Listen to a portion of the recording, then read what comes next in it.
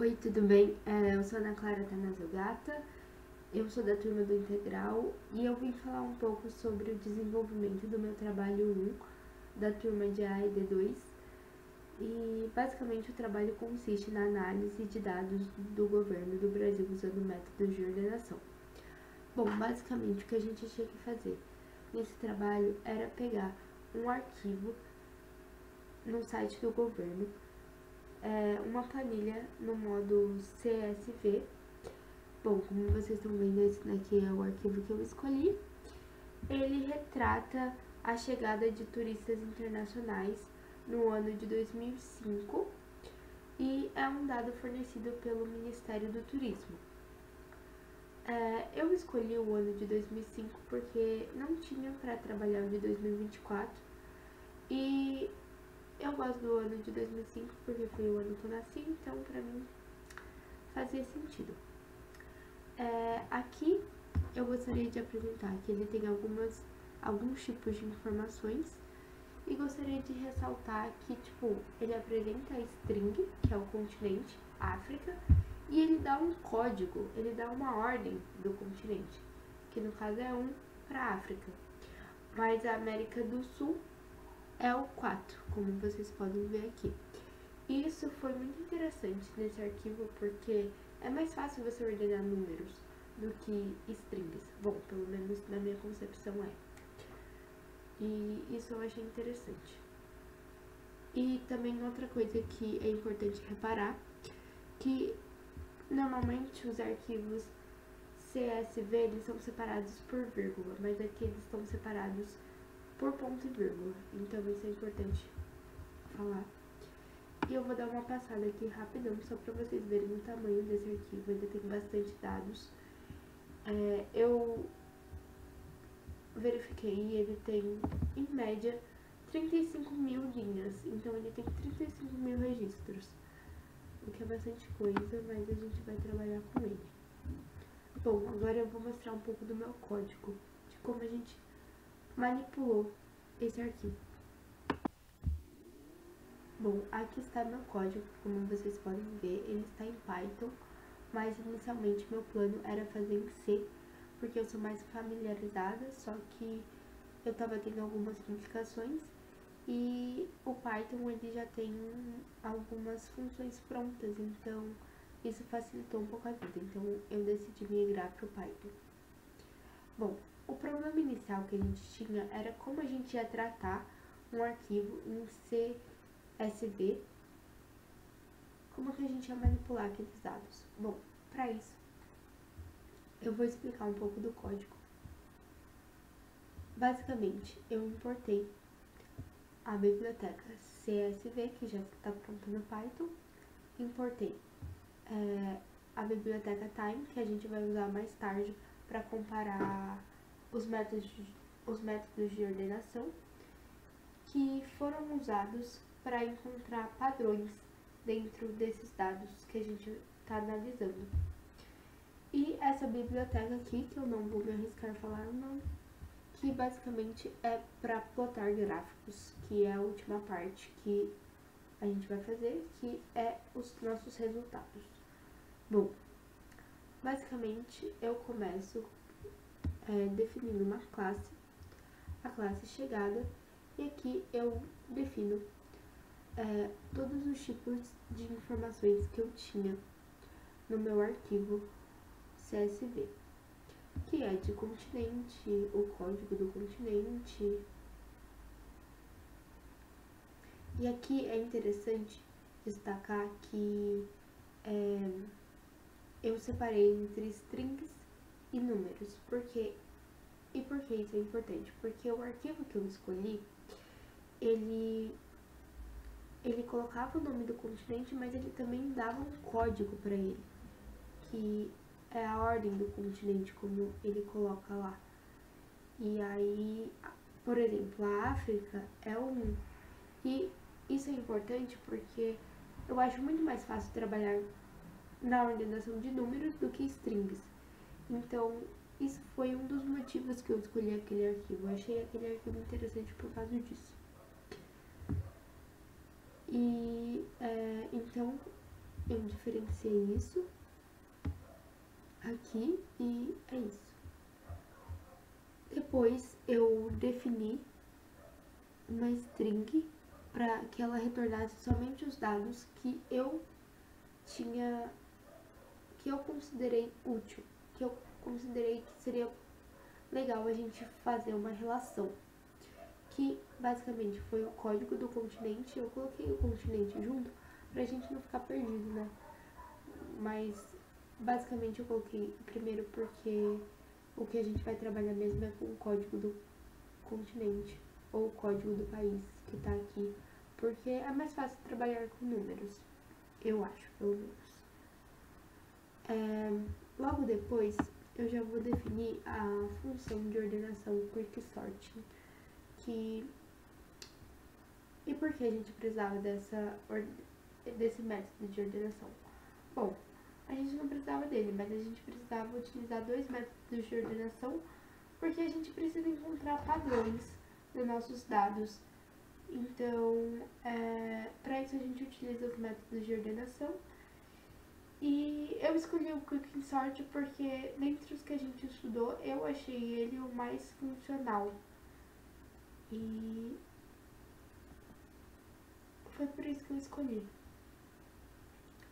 Então, primeiro eu vou começar definindo o quicksort, que basicamente ele vai receber um vetor, que aqui eu chamei de lista, e essa chave aqui é o tipo de informação que ele vai estar ordenando. Esse tipo de informação é esse tipo de informação aqui já definida antes. Eu começo com o if, porque se ele for menor ou igual a 1, não há necessidade de ordenar ele, porque ele já está ordenado ou ele não existe, então eu só retorno ele, caso isso aconteça. Mas a gente fala em quicksort e a gente tem que logo pensar no quê? No pivô. Então, é a segunda coisa que eu defino dentro dessa função, o pivô.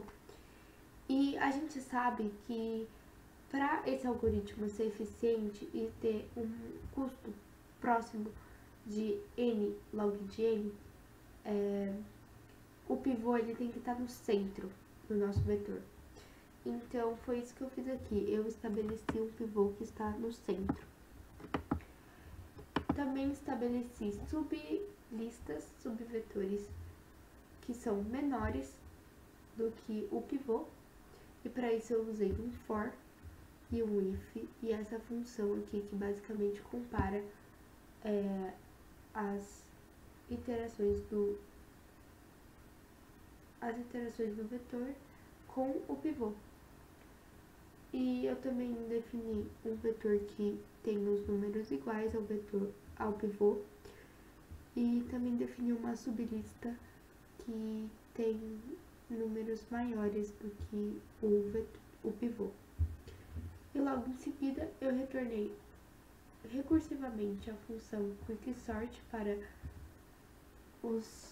a sublista menor que eu criei e para a sublista maior que eu criei.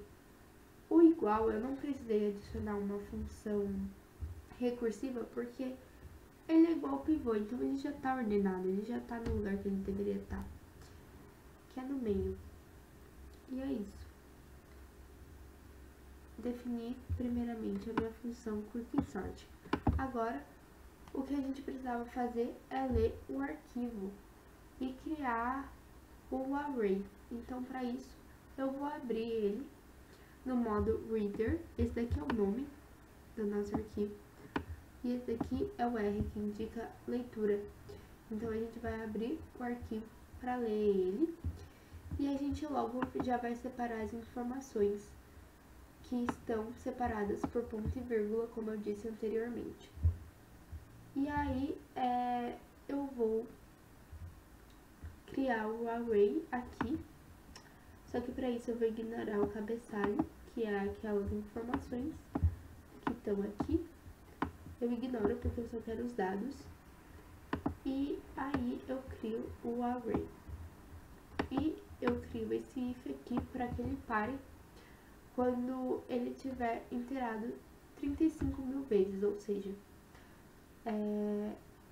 como eu percebi que aquele arquivo tinha 35 mil registros, ele vai parar exatamente nesse ponto para ele ser mais otimizado. Depois de fazer isso, a gente já pode ir para os métodos de ordenação. Aqui eu vou começar por Quick Sort para a gente já entender o conceito e depois o outro a gente tem mais facilidade. Bom, primeiramente a gente vai ter que comparar o Quick Sort com o Team Sort. Então, para isso, eu peguei essa função aqui que calcula o tempo em que vai começar e o tempo que vai terminar de executar o código. Só que para isso, foi para isso que a gente importou aquela biblioteca time.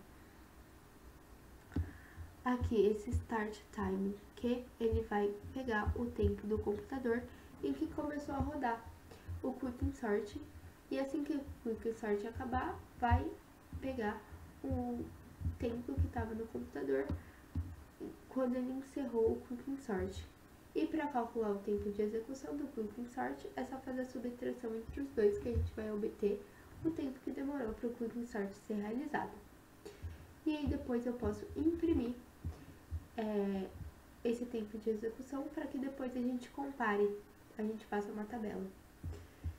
Aqui eu imprimo o array que eu criei aqui e é isso. Aí depois a gente pode pensar de maneira análoga pro Team Sort. O Team Sort foi o outro método de ordenação que eu escolhi porque eu gostei do nome, achei interessante, e aí eu fui pesquisar sobre ele e eu vi que ele tinha a mesma ordenação do Quick Sort, então eu falei, é isso mesmo, vai ser isso. E também vi que ele era mais fácil de ser implementado no Python, então tinha tudo para dar certo. Então, de maneira análoga, eu fiz as mesmas coisas que eu fiz do Quick Sort para o Team Sorting. A única coisa que muda é a forma que eu chamei o Team Sort, que é essa forma aqui. O resto vocês podem ver que tá tudo análogo. E eu chamei ele dessa forma porque ele já é nativo do Python, então eu não precisei ter muito trabalho em formular ele, porque é uma função já pronta do Python, então eu chamei ele assim.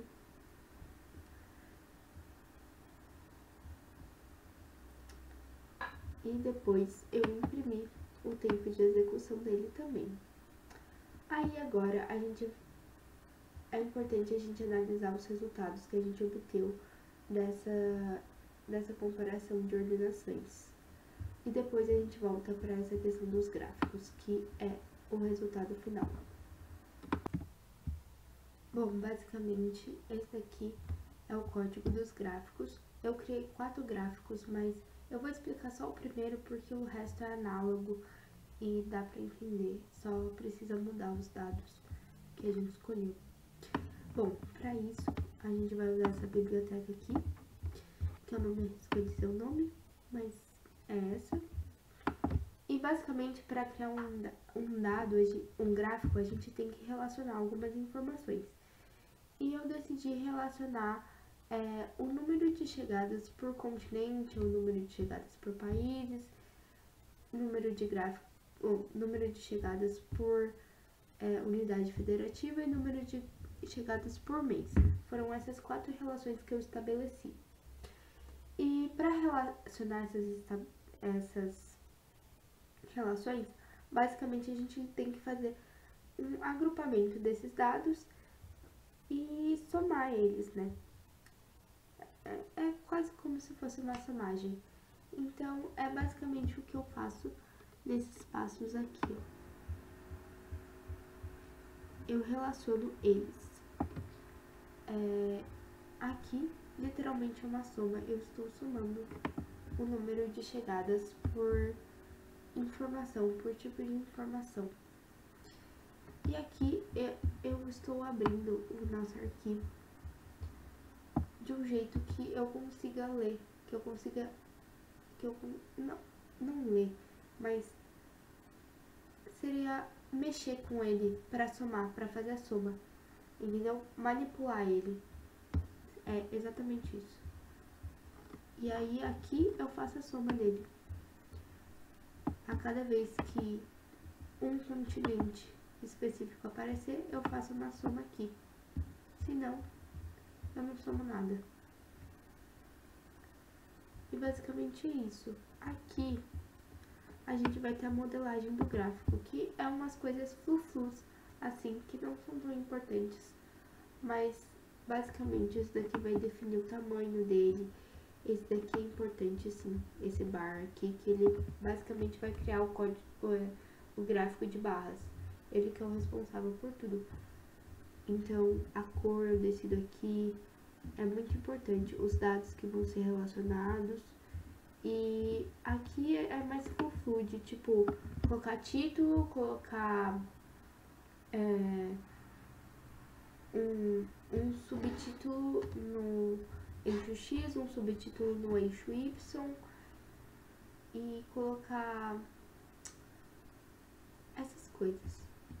E aqui, esse daqui também é importante, que ele vai mostrar o nosso gráfico. Basicamente, ele serve como um print. Então, ele é importante também. O resto é tudo análogo. Esse daqui é do país, esse daqui é das unidades federativas, o do mês e por fim é isso. Aí agora vamos compilar para vocês verem o resultado.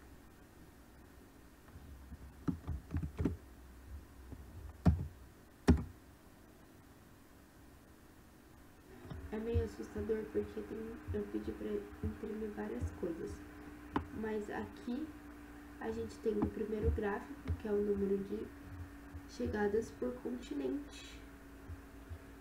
Aí depois a gente tem o número de chegadas por país. Se meu computador me ajudar, a gente consegue ver. Aí a gente tem o número de chegadas por código de unidade federativa, que bosta, que é essa daqui. E é isso. A gente também vai ter do mês, só que tá difícil de carregar. E aqui a gente vai ter a impressão do nosso código, que eu pedi para imprimir lá no array. E o tempo de execução do Team Sorting também vai ter do Quick Insert perdido aqui no meio. Mas é isso. É esse o resultado final. Bom, e para concluir o trabalho, eu também fiz um relatório que explica certinho o código. Ele faz algumas comparações, como essa tabela aqui apresenta, a comparação entre o Quick Sort e o Team Sorting. Aqui a gente percebe que o Team Sorting teve um resultado melhor. Aqui também apresenta os gráficos que estavam demorando para carregar, que eu acho que fica um pouco melhor de ver, né? Que foram as relações que a gente estabeleceu anteriormente. E com isso eu posso dizer que foi muito interessante. Eu aprendi a analisar dados de um arquivo, acessar eles, manipular eles, ver que dá para tirar alguma relação deles. E eu tive a ajuda de alguns livros de Python, porque como eu disse, eu não estava tão familiarizada. E também tive que pesquisar um pouco sobre o Team Sort, que foi muito interessante. Porque, além do nome, né, ele foi bem eficiente. Eu não esperava tanta eficiência dele anteriormente, talvez, porque ele estava em Python e ele é derivado do Python, então talvez seja por isso que ele se deu tão bem nesse contexto. Mas achei isso muito interessante. E Bom, é isso. Obrigada.